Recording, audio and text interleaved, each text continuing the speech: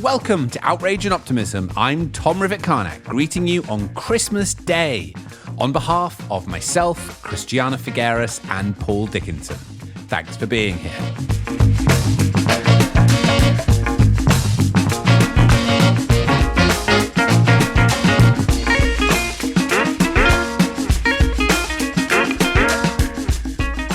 So this is our Christmas Day episode, and warm season's greetings to all of our listeners, whether you're celebrating or whether you're not.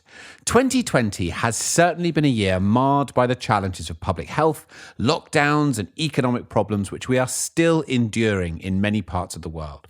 But we've also seen progress, and this podcast is also about keeping our eye on facing extraordinarily difficult things with the determination that we can use all of our emotions, our anger and our optimism to make radical change. Over the year, we've witnessed extraordinary displays of global solidarity, love, and bonds of community. From citizens to politicians, we've deepened our understanding that addressing the climate crisis is linked to tackling our economic woes, building a transformed, more equal, and more secure and better future for all of humanity. Earlier this week, Christiana and Paul talked to three very special guests who shared their reasons for staying stubbornly optimistic. Geologist Professor Chris Jackson, ocean scientist and physicist Dr. Helen Czerski, and environmental scientist Dr. Tara Shine. They are delivering this year's Royal Institution Christmas Lectures with a special focus on climate change. The Royal Institution Lectures have taken place every Christmas since 1825. And this year's lectures are given by these three expert and extraordinary scientists who will present a unique user's guide to planet Earth. The lectures will be run over 3 days, the 28th, 29th and 30th of December on the Royal Institution website and on the BBC for those in the UK to watch. Check the show notes for more details. So from our family of stubborn optimists to yours, we wish you peace and good health and look forward to returning in 2021 with Season 3. So here's Christiana and Paul talking to Chris Jackson, Helen Czerski and Tara Shine. Hope you enjoy.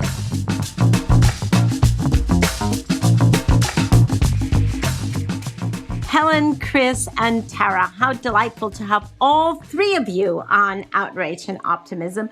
You have just told us before we started recording that this is the first time that the Royal Institution has 3 lecturers for their Christmas lectures. It also is the first time that we have 3 guests on Outrage and Optimism. So we're definitely pushing the boundaries here and delighted to push the boundaries with the 3 of you. Thank you so much. And it's so exciting for us actually to have you on just a few days before the release of your Christmas lectures, just to give people what I would say is a little taste, a little foretaste of what is to come in the Christmas lectures. Paul, could I turn over to you to start our conversation? Yes, please. Because I'm very excited because I used to be taken to the Royal Institution by my father when I was a kid and always loved going particularly. Okay, so you're going to talk about a user guide to planet Earth. And I think that just couldn't be a better theme.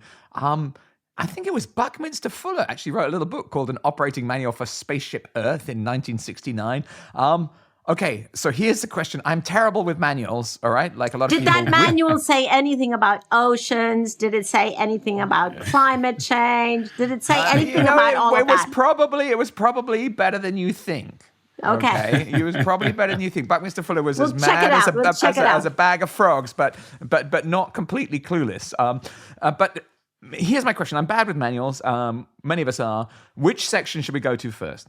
Oh, that's not fair. Come on. We are entirely biased in this debate, and we know why. Helen, you're very, very diplomatically gone first, so tell us why your section's the more important one. Well, we've normally, so Chris's lecture will go first, so normally Chris goes first in this explanation, so I think we should start with Chris, because they do go in that order. There is a kind of logic to it, yeah. So I guess a lot of our thinking about climate change is very much based in the now and the future, right? So what's going on now and what the climate's going to look like in the future. But obviously the planet's been around for a long time and the climate has accordingly changed during that long time. So in my lecture, I'm going to be providing that sort of like longer term baseline for what we have experienced in human history and what we might anticipate happening in the future. So using the geological record, so the rock record and the fossil record, to work out how climate has changed through time. And then also to look at how biodiversity has changed as a function of those changes in climate. Because that's the thing we as humans are really concerned about, is whether we're going to live or die and what might push the extremes of life on Earth. So that's the kind of the core of my lecture, is providing the foundation then for what Helen and Tara then go on to talk about in their lectures. So it's not the best one. But there's the thing. There's the thing, Chris. I mean, you've said it yourself. The climate's always been changing. I mean, isn't this whole thing completely overblown? I mean, as you said a minute ago, the climate's always been changing. Why would we be worried now when it's always been changing? I mean, why? Why? Have you noticed how Paul wants to be fired from this podcast? Paul. I'm well trained in this conversation slightly. Are you? Okay, let's see your training. I guess we as species weren't around when some of those climate extremes occurred on Earth. So to actually say it's been hot, it's been cold in the past is kind of a bit daft, really, because it's about the limits to our life, and us as a species, not to other things that have lived. The other thing that is of kind of great concern is the rate of change. It's the pace of change, the pace of carbon dioxide addition to the atmosphere, and accordingly the rise in global temperatures. So there's only one time in Earth's history when the rate of CO2 addition to the atmosphere was as rapid as it is now, and that was when the Chicxulub impact crater was formed off Mexico about 65 million years ago. And that was an incredibly catastrophic event. Is that when we lost the dinosaurs, or...? That's when we lost the flightless dinosaurs, yeah. So the ones that couldn't, fly. So I think that's my response to that question is, I think it's a false equivalence to kind of, when people ask that question. But that's what my lecture's about. No, to be honest, Chris, I mean, I've spent 20 years working on climate change. I've got a book from a scientist a while ago, and I only managed to get halfway through it because every 10 pages was about the next 50 million years, and then the next 10 pages was about the next 100 million years. And after about 2 weeks of this being by the side of my bed, but I mean, that's the point, right? You study insane lengths of time, right? Yeah, that's what we're trained to do, is to look at rates of change and types of change and how and look at those in a different kind of temporal lens. So, where people think 10,000 years ago is a long time, we think it's kind of, yesterday. And in fact, the rock record of what's changed in the last 10,000 years is actually quite hard in some ways for geologists to read. It's actually sometimes easier to look at these longer term changes in what we call deep time. So tens of millions to hundreds of millions of years ago, to even billions of years ago. So Neil Armstrong told us that rocks remember. To that, I would add, and rocks talk. Chris, can you catapult yourself to, 10,000 years from now? And what would the difference be between those rocks that today are remembering the past and those rocks that will be speaking about today, but 10,000 years from now? What's the difference in what they're going to say? Chris has got a pet rock. It's okay. Mm-hmm. I've got plenty of pet rocks. They're all competing for my affections downstairs on the shelf. I think one thing we'll see in the rock record, that records our time on Earth, maybe an increased amount of plastics, because they're not going to degrade like many biodegradable objects, and so therefore in the deep sea record, especially where we have low energy conditions and not a lot of colonization of the seabed by animals, right, to break things down, there's not a lot living down there in certain patches. We're going to have a better chance of preserving layers which are rich in things like plastics. We also may have layers which are rich in radionuclides, so things which are recording nuclear weapons testing. And so we'll have this body of human-generated materials which we've never had in the geological past, and therefore there'll be maybe a discrete marker in the rock record. And what I'm interested in is whether it's literally going to be a layer that all of human history is going to be in a bed, we call it in geological terms, which is like this thick, 10 centimeters thick, or whether it's going to be a succession of rock, we could go up to a cliff face and see, changes in, different human activities recorded in the rock layers. That's kind of an open question. We've got to do something. I don't want to be in the period that's remembered for like atomic bombs and plastic. It just doesn't work very well. But anyway, it's not a great look, is it? But no, it's not. Sorry, have I brought the mood down already? No. I think you're warning us, right? Warning us that The rocks are already talking about how stupid we humans have been. Will they forever talk about how stupid, or will they say, okay, that was a fleeting moment in which humans were as stupid as this. And then they actually woke up and regenerated the planet. That is the big question, right? That we're actually, and we know what we ought to be doing now. So, Helen, that brings us to you, actually, because you have spoken quite a bit about the relationship between oceans, the behavior of oceans and the behavior of humans. And you have spoken eloquently about how the behavior of oceans has been affecting the behavior of humans. According to Chris, that has actually now reversed.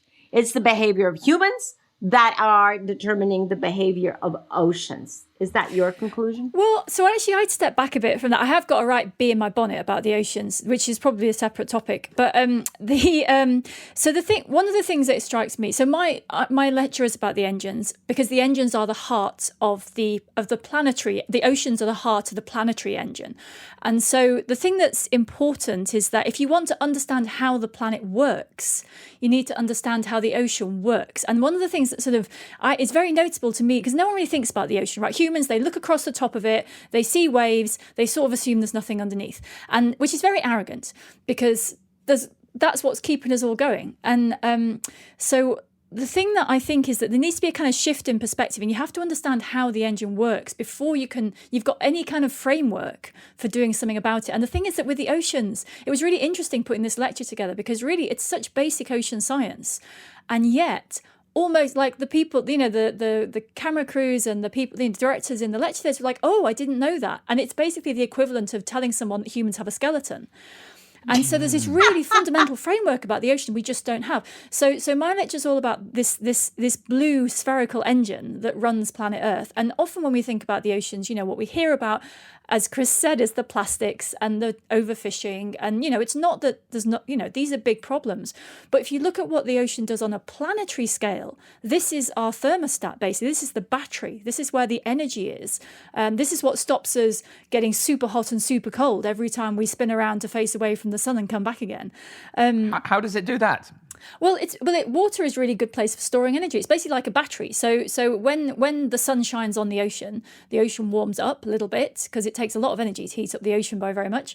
And then, that energy can be released later. So it acts as this buffer. So it doesn't ever get super hot, because if there's extra heat energy, it goes into the ocean. It doesn't ever get super cold, because if there isn't enough, if it's a really cold day, then the ocean gives some energy back and heats things up. And so it's this kind of buffer in the middle. And it's doing the same with carbon.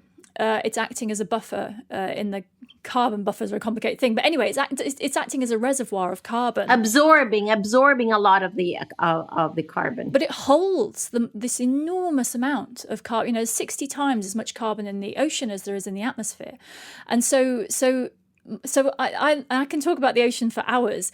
I am quite proud I've almost managed to have a whole lecture without mentioning the fish, because the ocean is not just where the fish live. It has this really important engine function for planet Earth. The fish live somewhere else, or what's the point? Well, they're part of the engine. But the fish that are in the ocean, I don't mind fish. They're very nice. I tend to think they should stay in the ocean. I don't eat them, but anyway. But they are a living part of this engine, but they're only part of it. So biology is important, but it's a part of the engine. And the physical nature of the engine affects the biology, because the currents and things carry the fish around, carrying the nutrients around, all of that. But the biology also affects the physical engine by determining how the carbon moves around, for example. So it's like, the fish are just like your kidneys. It's very nice. Everyone should have kidneys. This is a good thing. But there's more to a human than your kidneys, and there's more to the ocean than its fish. And it's kind of this shift in perspective. So that's what my lecture is all about. Helen, take me one step farther. So with that analogy, I was going to say, is it the blood system? But you're saying it's the heart. It's what pumps. It's the engine. Yeah, well, you can add on the circularity system. I'll take that. But Both of them together. Together. I would. Chris is going to disagree. Uh-oh. Well, no, I think that, as a geologist, I guess there's things like plate tectonics and volcanology and the way that carbon dioxide is moved and consumed as the ocean helps transport carbon around. That's as important. So I guess in my mind as a geologist, as a land dweller looking to the sea, I do see it as a really important mechanism by transporting energy, but also bits of the, really important role in the carbon cycle. So circulation system does sound, I don't know, it just feels more correct to me, Helen, but I don't know. Maybe it is. Well, but wait a second. The circulation system would not circulate anywhere if it didn't have the heart pumping it. Yeah, that's true. I asked the doctor once, what percentage of people die of a coronary arrest? And they said 100% of people die of a coronary arrest. I was like, yeah, no, it's a very important organ. That's a very important organ. But actually, so one of the points we make in the lectures, and we should let Tara get her oar in here, is that the point is that there's no right and wrong here. Is that what we have is three different perspectives all looking at the same thing. And that actually the entire point of having three lecturers is that it's not, no one's having those arguments about whether physics is better than chemistry. I'm a physicist, obviously physics is better. That's not the point. The point is that you need... Okay, we'll just let that one go by. We'll just let it go. No, she didn't say that, actually. She didn't say that. Go ahead, Helen. But you need all of those perspectives. It's you're looking at the same thing, and sometimes you're looking at the same science, but it's the framework that you use to look at it that takes you somewhere next. And that's why it's important that there's three of us, because... it's not that any one of these perspectives is the right perspective. It's that what humans need to do is kind of hold all of them in their head. All of these things are correct. And it's not like there's one version of science. It's just that you have to hold these multiple ideas to understand this one thing because it's so complicated. And that's really what we're saying at the beginning and the end. And now we should let Tara say what's in her lecture. Land, water, air. And humans. So I'm thrilled that you just said that, Helen, because I just spent the whole afternoon talking about this, how we have to, get away from our thinking in dichotomies. It's either this or that. It's actually both and also at the same time, and hold all of these realities in equal standing and understand that the reality is that they are interconnected. That's the reality. We can't choose one over the other. However, we all belong to the human species. So I want to turn to Tara because, Tara, now you've heard Chris and Helen speak to this issue, let's say from a systemic point of view. But my sense is that you look at this from the individual point of view, and how do we interact with that systemic complexity that we think is out there, but actually is inside of us also. So, Tara, are you going to give us a tiny little sense of what your lecture is? Yeah, no, I will happily give you a tiny little sense. And I think if we stick to the analogies we had a minute ago, we were talking about, is the ocean the heart? How does the circulatory system of the ocean link to the circulatory systems in volcanoes and lava, for example? Well, another part of that system is the respiratory system. Okay, and in all of this, we're not going to fight over who owns the brain or not. The whole idea is to try and bring you a holistic picture of what it is that the planet works and what the key systems are and how they interact. That's why there's three of us, as Helen was explaining. And so my job in the third lecture is to look at the atmosphere.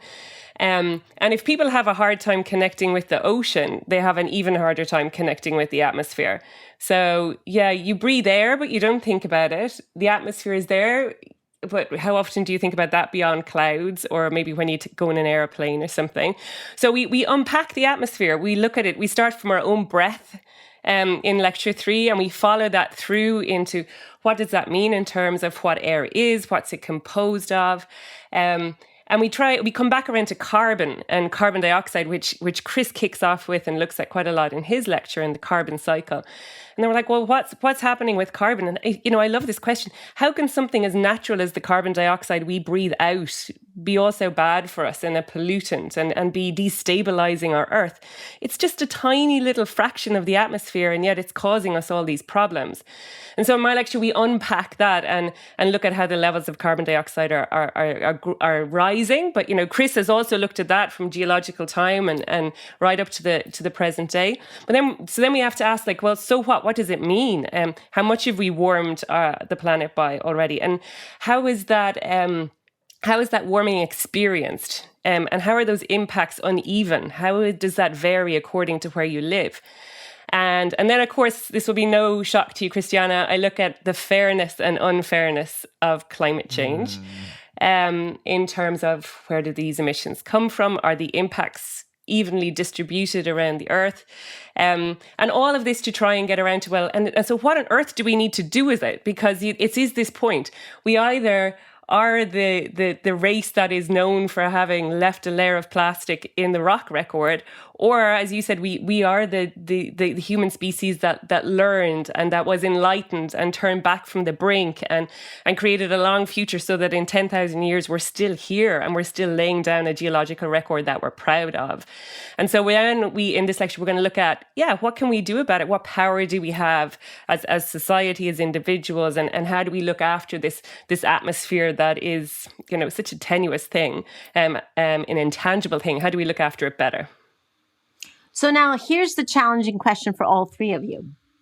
If I were a 10-year-old Paul Dickinson who used to go to these lectures, and I listened to the three of you, I would be deathly afraid. I would be terrified because, here you are basically saying to me, you're in such bad shape. So what do you do in these Christmas lectures that are basically meant for families? And we want the 10-year-olds and the 8-year-olds and the 14-year-olds to be coming to these Christmas lectures. How do you put these messages in a context so that A, they're understandable, although I am totally aware of the fact that kids nowadays are born with a completely privileged chip in their brain that we didn't have.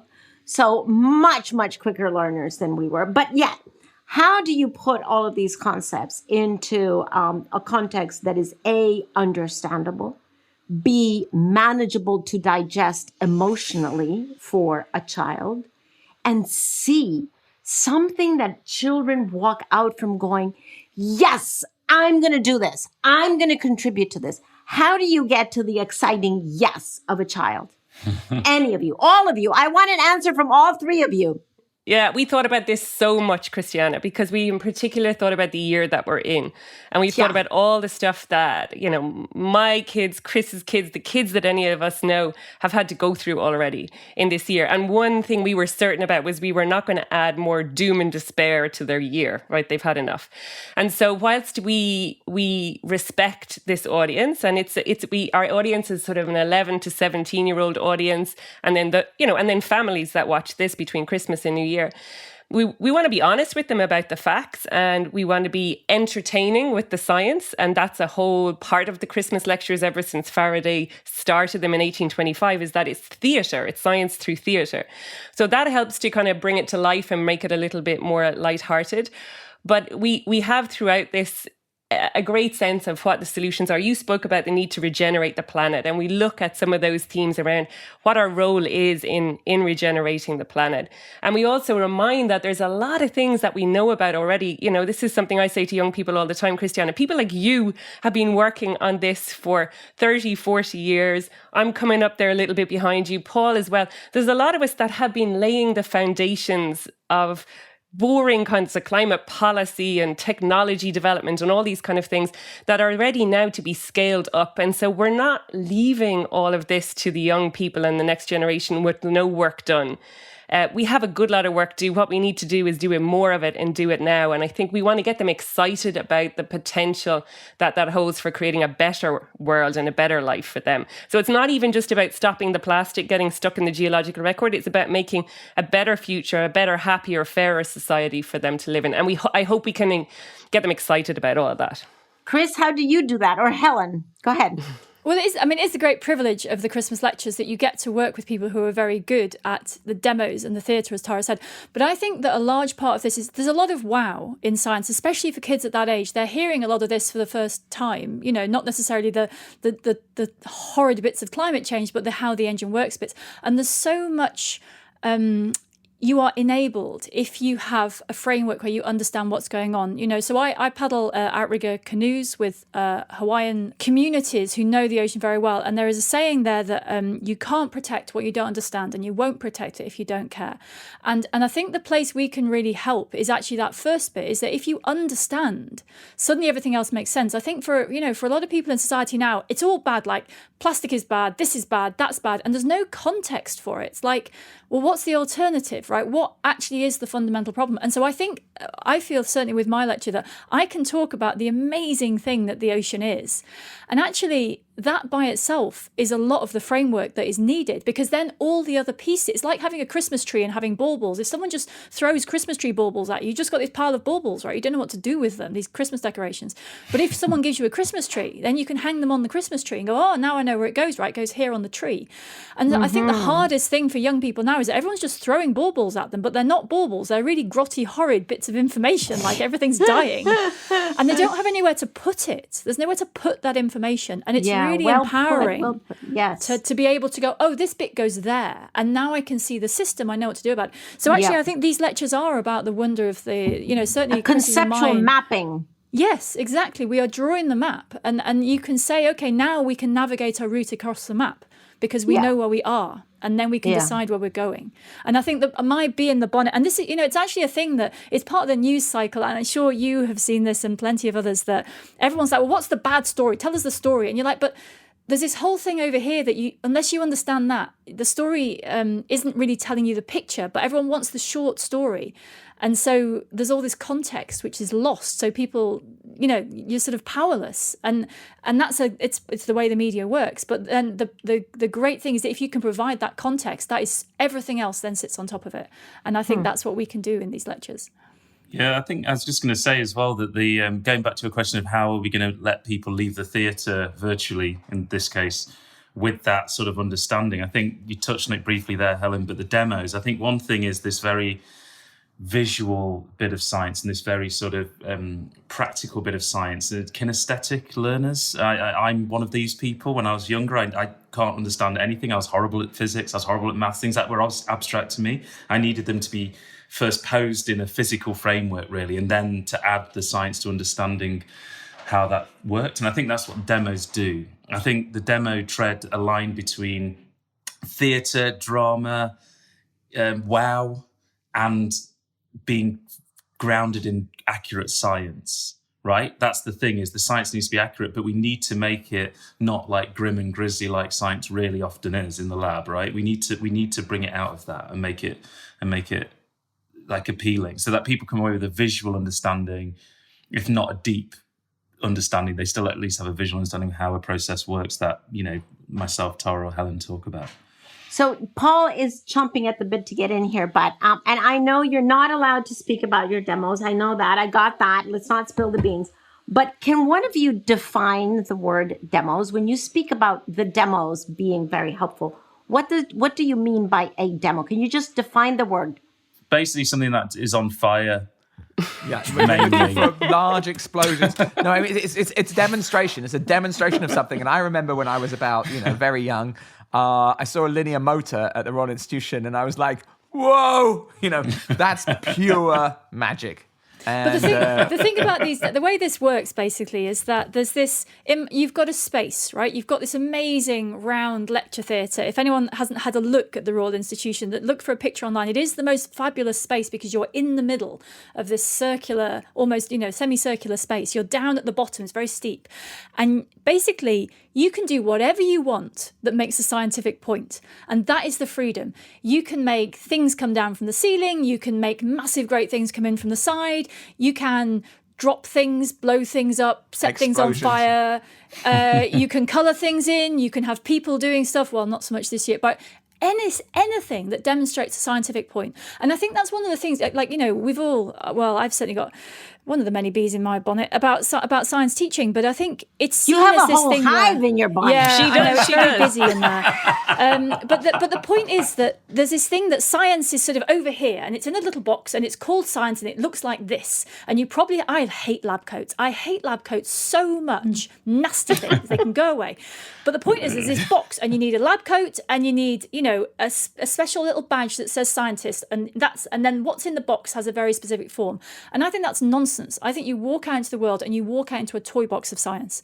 And I think the thing that these lectures allow you to do is to think of the most, because it's, as Chris said, if the science is correct, it doesn't matter whether you demonstrate it with, I don't know, 10 hamsters or a clarinet, right? It doesn't matter if it gets the point across.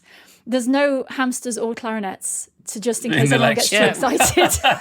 In my lecture. I don't know about the other two. There's not a clarinet. No hamsters. Okay, we're not going to spill any beans here. No bean spilling. Not allowed to talk about their demos. There are hamsters playing clarinets. Well, that I want to see. Although I'm suspecting a little bit of CGI there, but that's just or a clarinet playing with the hamsters.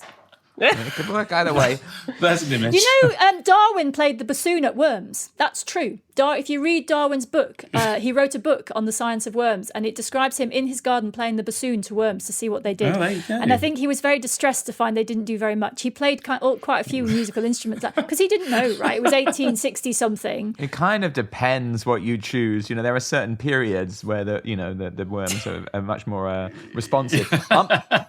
It's a crazy time, because you're trying to communicate with the children, and then millions of children are striking because they're so concerned about these issues.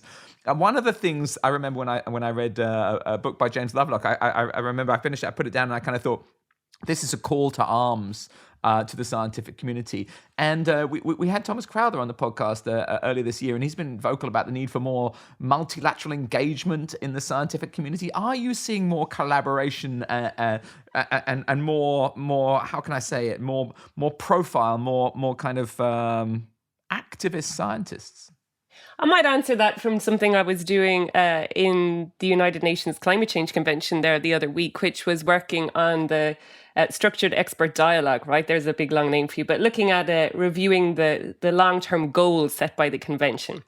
And we had inputs there from all kinds of learned climate scientists, social scientists, behavioral scientists, oceanographers, people studying everything from sea level rise to the geological record. And what you see through that process is you see a group of scientists who over time have really got to know each other and work really well together. But it's a group of people that keeps growing and growing. Mm-hmm. Now, its diversity is not enough because we still don't have enough of this research coming from the global south. But that platform for collaboration where somebody, and particularly in this year where it didn't matter where you were, these scientists were able to collaborate whether they were in the EU or China or Latin America. They just had to get around the time zone issue. And to see the effectiveness with which they work together to, in this case, find commonalities in the themes across all of the 3 special reports that the Intergovernmental Panel on Climate Change put out over the last couple of years was pretty impressive to me, how they organized themselves, worked together, presented together, gave each other respect and a turn to take the limelight and one thing or another. I found that really impressive. So I think we need to do an awful lot more interdisciplinary collaboration, and I hope we model that really well in the Christmas lectures this year. That's one of the things that we want to do. But whilst there's room for improvement in the world, I see some good hopeful signs out there. But Helen and Christopher actually work in academia, so they might add to that. Well, I mean, there's a big elephant in the room when it comes to all of this, and it is that collaboration is time consuming. And I certainly know lots of scientists who care very, very much about all kinds of things and would love to do more. But frankly, at the moment, teaching is increasing in admin and load, and this is not just an academic moaning. That's, you can measure that. The things that are expected from universities, engaging with all these things, talking to schools, talking to policymakers, doing all of this, and the problem with this kind of collaboration. And I have been involved in projects, perhaps not like the one Tara said, but these big collaborative projects. And the thing is, you have to talk for a long time before anything comes out of it that anyone is going to go, oh, that's definitely a good thing. And I think the problem, there's a huge amount of will in the scientific world to do useful things, but we have to accept, I think, that this role of academic is, you can't do everything, and there's a real problem here that's holding things back, because It would be great. I understand there are lots of philosophical arguments to say, obviously, the same people that should be talking to the policy makers that are teaching the students that are doing the cutting edge research, right? Obviously, this should all be in one person. But those of us who are actually, on the sharp end, like, there's only one of us. It's been quite a hard year. Leave us alone, please. And so I think actually what the only way this is going, so there's no shortage of will. Scientists in general, we have to collaborate especially in the environmental sciences. Actually, that's one of the reasons I like being an ocean scientist. You have to go on the ship. You have to collaborate. You only get collaborators because everyone else just doesn't get anywhere. That's not the problem. The problem is, how do you build a system which allows this very specific expertise? Because you do need very deep expertise to build up, but also allows the time for really careful, slow collaboration, just having tea with people, right? Most academics don't have time to have tea with people. And it sounds such a good point, Helen. It's really such difficult. a good point because because we're so prone to saying we have to collaborate, radical collaboration, but it is very, very time consuming. You're right. But isn't the problem we're conflating the word scientist with the word academic? And I think most scientists work outside of academia. And as soon as the question is posed, scientists should do this instantly, and it's partly our bias, Helen, as we often think of academics. But most scientists are not in academia. And so actually there's a huge body of expertise which operates outside of higher education, which maybe by definition of it being their jobs to do so, can collaborate to make some advances in really key areas of climate science. I think that depends on your field. I think that depends on the field quite a lot, right? I would say it does, but I still think and I agree with you about collaboration because I'm the arch person for just flitting around between different things and working with, like we've talked about this before, mathematicicians, physicists, chemists, biologists, whoever's my friends. You've met some chemicists. I've never met one of those. You're very lucky. But you know what I mean? Like you end up, you can end up spending a lot of time trying to make things work rather than doing things, and it does, and life at the moment is very hard for everybody. But I do think we should maybe one image I have is that academics work more closely with industry-based scientists as well, and I think there's a useful bridge there into some of the translation to policy and governmental input. Because I think academics are sometimes not as well versed to do that as people in industry, having worked a bit in industry. So, but just on that point, Chris, when you said everything sort of conflates back down, or whatever the word is, to academic, right? And actually, when you talk about scientists being all across industry, it's fascinating. What could pull that group together? How could that group get to know itself better? Because it's not peer-reviewed journals; it's more kind of like newsletters and meeting and all the rest of it. So I'm just wondering if there's a forum, or if how the scientists of the world can get to know each other.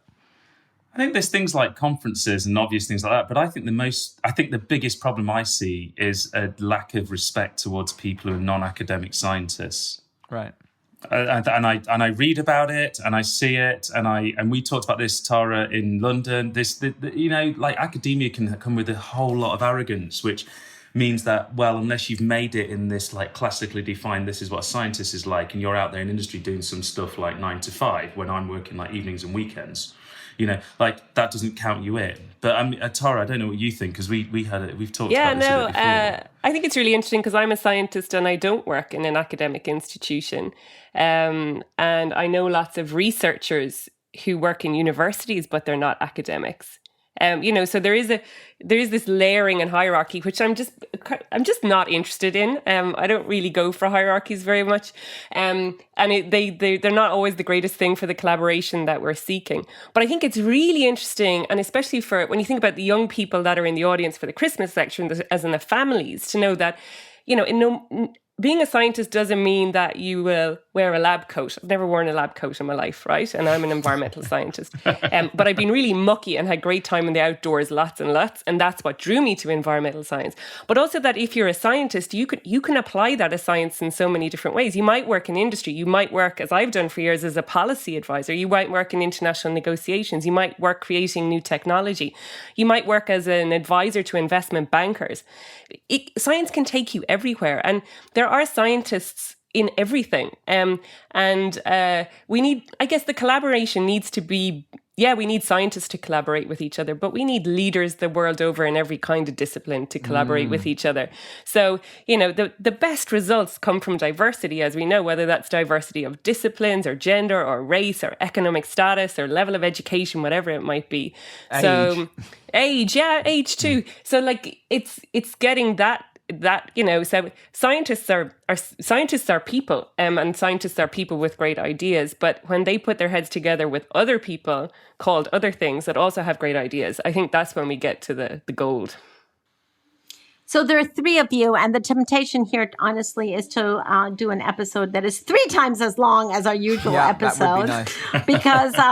because we would love to keep this conversation going. Unfortunately, that's not the way it works. Paul, how do we bring this to a close? Well, I am contractually obliged and delighted to ask you all to just tell our listeners, when you think about all you know, and it's a very great deal about this critical topic, are you more outraged or are you more optimistic? And one of you, like popcorn, will go first. You see, for me, it's entirely predictable. I am an awful, what's the word? I think you want to say you're a stubborn optimist. No, I know Tara. I'm a stubborn optimist, but I want to say I'm an incurable stubborn optimist. Incurable, I like that. And I am an incurable stubborn optimist. Yeah, so I'm always optimistic, but it's an intergenerational thing. I think, like, I'm optimistic because I refuse point blank to leave a not great future to the generations that, not just that come after us in some kind of distant way, but the ones that are like here going through school and university right this second. And I want them to know that I've been working hard for them and that I'm going to continue to. And I want to have made it better by the time they're, my son is 10, he'll be 18. He's 10 now. Yeah, he'll be 20 in 2030. He knows that those 10 years are important. He will look back and say, all right, you were working up in that office, Mum, in this attic quite a lot. What's the story? What did you achieve? He'll want to know that because he wants to have great opportunities when he leaves school. So enough. But yes, I can't stop being an optimist, and I can slightly blame you, Christiana. Good answer. Good answer, Tara. Helen, Chris.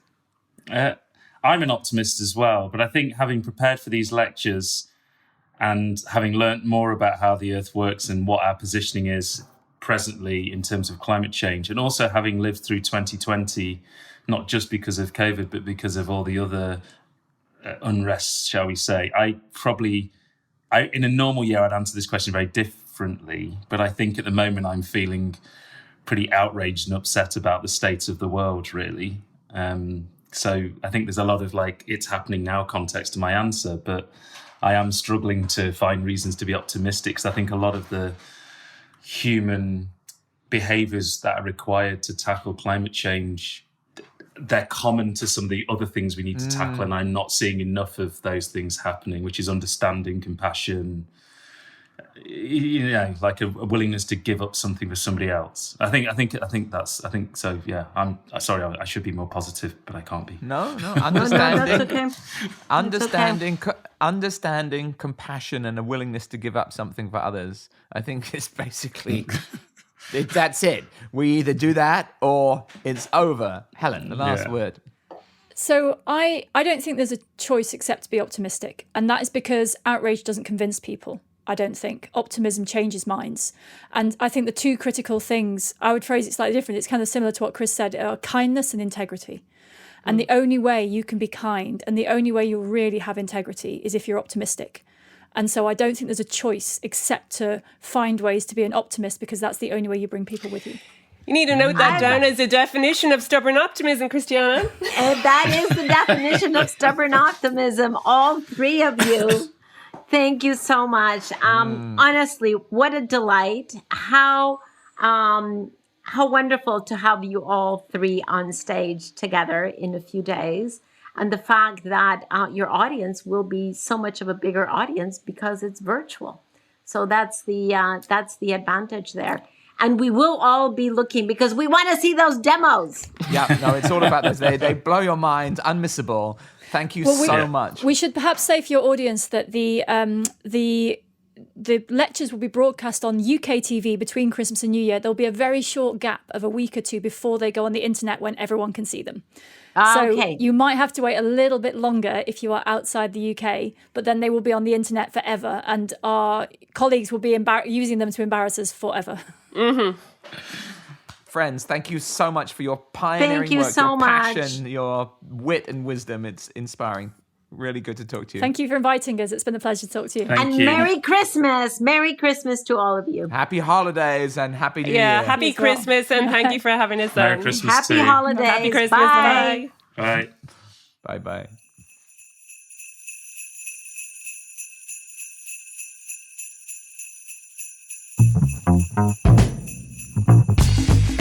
So there you go. Another episode of Outrage and Optimism. I'm Clay, producer of the podcast, and on behalf of all of us here at Global Optimism, we want to thank you for an incredible year, and thank you for listening. Before I jump into the credits, I have a small announcement. We are currently doing our annual listener survey, and we want to hear from you. Yeah, you. We'd love to hear what you think of the podcast and what you want to see next year and beyond. So take a few minutes, fill it out. The link is in the show notes. Thank you. And speaking of next year, season 3 is coming soon. We're taking a short break off of the air, and we'll be back in your feed mid-January with the 3rd episode of our investigative series into the future of transport, sponsored by Neste. And then season 3 begins. And there will be a new president by then too. It's going to be amazing. By the way, do you like the sleigh bells? It's like Christmas in your ears. Here, let me turn them up a little bit. Oh, too loud. Sorry. Okay. There, that's better. All right. Outrage and Optimism is a Global Optimism production and is produced by Clay Carnell and executive produced by Marina Mancilla-Herman. Global Optimism is Sarah Law, Katie Bradford, Laura Richardson, Sophie McDonald, Freya Newman, Sarah Thomas, Sharon Johnson, and John Ward. Thank you to Emily Souders for making this week's episode possible, and thank you to Caitlin Allen for suggesting the Christmas lectures for this episode. Did you know that we take suggestions? We take suggestions. podcast@globaloptimism.com. Operators are standing by. A thank you this week to the Royal Institution. You can support the Royal Institution by becoming a member, patron, or by donating. I've got a link in the show notes to check more out about that. And of course, a huge thank you to our guests, the 2020 Christmas lecturers, Dr. Helen Czerski, Professor Chris Jackson, and Dr. Tara Shine. The Christmas lectures will be broadcast on BBC4 between Christmas and New Year's and available on YouTube in the new year. If you're listening to this right now and it's not 2020 anymore, there's a link in the show notes you can click on to watch. If you enjoyed Dr. Tara Shine on this episode, we actually had her on as a co-host for an episode earlier this year. And guess where you can check that out? Link is in the show notes. I got you. @Global Optimism is the social handle we use for LinkedIn, Twitter, Facebook, and Instagram. And if you're enjoying the podcast, please rate us 5 stars on Apple Podcasts and write us a review. Thanks. Okay. Oh. That's a wrap on season 2. Congratulations, you made it through 2020. And that's a reason to celebrate. Now, we are just at the beginning of the most decisive decade in history, and it couldn't be a more exciting time to be alive. We're going to be right here for the whole ride. So hit subscribe. Join us. It's going to be tremendous. Okay, we'll see you in a few weeks. Stay safe. Bye.